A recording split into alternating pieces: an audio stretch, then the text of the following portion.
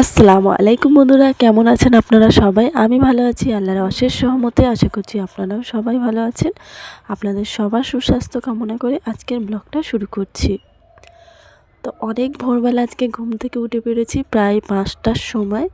কারণটা হচ্ছে আমার ননদ মানে ছোটো ননদের শরীরটা খুবই খারাপ, আর ডাক্তার রেফার করেছে মেডিকেলে নিয়ে যাওয়ার জন্য। তো অনেক দিন ধরেই না মেডিকেলে যে হসপিটালে নিয়ে যাবে, সে নিয়ে যাওয়ার মতো কাউকেই কিন্তু পাওয়া যাচ্ছে না। কেই বা নিয়ে যাবে, সবাই কাজে ব্যস্ত।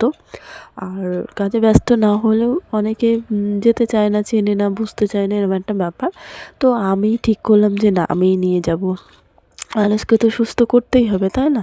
আর যখন বলেছে মেডিকেল হসপিটালে দেখাতে, তখন আমিও কিন্তু চিনি না মেডিকেল হসপিটাল, কিন্তু চিনতে কতক্ষণ লাগে নাকি? আমরা তো জিজ্ঞাসা করতে করতে, আর ফোন যেহেতু কাছে আছে, তো সব জায়গায় আমরা পৌঁছে যেতে পারি। না, মেডিকেল তো আমাদের হাতের কাছেই। তো এই ভেবে আজকে নিয়ে যাব। আজকে ডাক্তারবাবু বসবেন। ওনাকে যে ডাক্তার রেফার করেছে উনি বলেছিলেন যে শনিবারেই নিয়ে যেতে।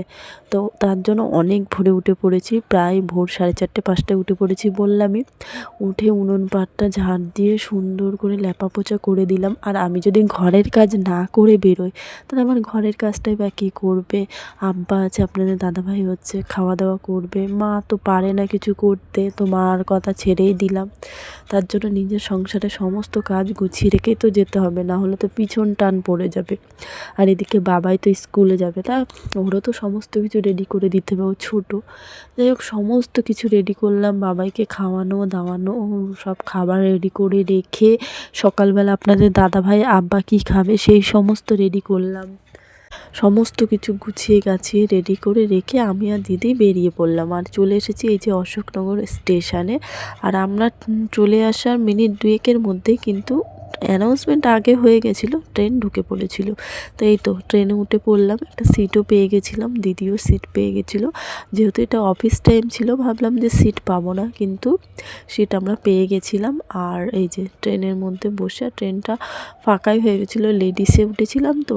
তো দমদমের কাছাকাছি গিয়ে ট্রেনটা কিন্তু ফাঁকা হয়ে গেছিলো। আর এই যে আমরা দমদম স্টেশন ছেড়ে বেরিয়ে এসেছি। তো এখন আমরা যাব শিয়ালদা স্টেশনে। আমি যেটা শুনেছি যে শিয়ালদা স্টেশন থেকে অটো করে সামান্য কিছু গেলেই কিন্তু মেডিকেল হসপিটাল।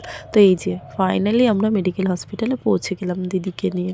তো এখানে টিকিট কাউন্টারে লাইন বিশাল, প্রচুর লাইন দেওয়া হলো। তারপরে ডাক্তার দেখানোর ওখানেও লাইন দেওয়া হলো। তো দিদিকে ডাক্তার দেখানো কমপ্লিট হয়ে গেছে। ডাক্তার এক্সরে করলো, বলল চোখের কন্ডিশান, শরীরের কন্ডিশান খুব একটা ভালো না, ও আইসোলেন যেটা হয় সেটা খেয়ে যেতে হবে। আবার আমাদেরকে শুক্রবারে আসতে বলা হয়েছে। তো এই যে হসপিটালটা আপনাদের একটু ঘুরে ঘুরে দেখাচ্ছিলাম। আবার শুক্রবারে আসতে হবে। আর আমার না পায়ের মধ্যে ব্লাড জমা কি একটা দাগ হয়েছে, মানে পড়ে গেলে যেরকম একটা দাগ হয় না, একটা কালশিটে দাগ পড়ে যায়, সেই টাইপের দাগ। তো আমিও ডাক্তারবাবুকে দেখিয়ে নিলাম। ডাক্তারবাবু বললো শুক্রবারে এসে আপনি কয়েকটা পরীক্ষা আছে সেটা করিয়ে নেবেন। তো দেখলাম না হসপিটালের সামনে সুন্দর সুন্দর পেয়ারা বিক্রি হচ্ছে, আর কিনে নিলাম। পেয়ারাগুলো দারুণ টেস্টি ছিল, দারুণ মিষ্টি ছিল, খুব ভালো লেগেছিলো পেয়ারাগুলো খেতে।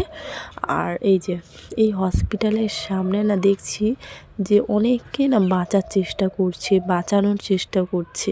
আর আমরা না একটু কিছুতে ভেঙে পড়লে নিজেকে শেষ করার চেষ্টা করি, তাই না? তো অবাক লাগে ভাবতে। তারপর আমরা কিছু খেয়ে নিয়েছিলাম। এখানে 150 মানে 150 গ্রাম 20 টাকা এরকম পেটাই পরোটা খেয়ে নিয়েছিলাম। খেয়ে নিয়ে তারপরে আমরা চলে এসেছিলাম। দিদি বলছিলো একটা জুতো কিনবে, তাই এখানে জুতো দেখা হচ্ছিল। তো জুতো একটা পছন্দ হয়েছিল, জুতো নিয়েও নেওয়া হয়েছিল। তো আজকের আমার ভিডিওটা আপনাদের কেমন লাগলো অবশ্যই কমেন্ট করে জানাবেন।